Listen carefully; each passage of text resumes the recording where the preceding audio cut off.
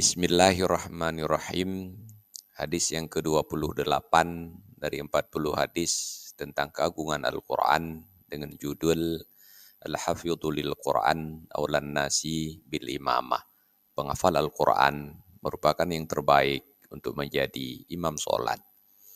Dalam sebuah hadis yang diriwayatkan dari Abi Mas'ud Al-Ansari radhiyallahu an, beliau berkata, qala Rasulullah sallallahu alaihi wasallam, telah bersabdalah Rasulullah sallallahu alaihi wasallam, ya ummul qauma aqra'uhum li kitabillah. Yang paling berhak menjadi imam suatu kaum adalah yang terbanyak hafalan Al-Qur'annya. Fa in kanu fil qiraati sawa'a fa'alamuhum bisunnah.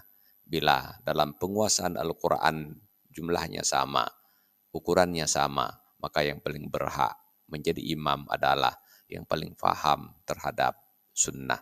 Fa in kanu fi sunnati sawa'a faqadamuhum hijrata. Bila dalam penguasaan sunnah mereka sama, maka didahulukan yang paling dahulu hijrahnya. Fa in kanu fil hijrati sawa'a faqadamuhum silma. Bila hijrahnya sama, maka didahulukan yang paling dahulu masuk Islam. Wala ya ummannar rajulur rajula fi sultanihi. Sekali-kali tidak boleh diimami seseorang yang menjadi penguasa di daerah kekuasaannya. Wala yaqud fi baitihi ala takrimatihi illa biiznih.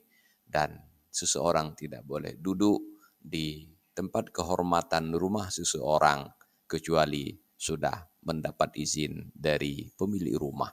Wallahu a'lam bishawab. Walhamdulillahi rabbil alamin.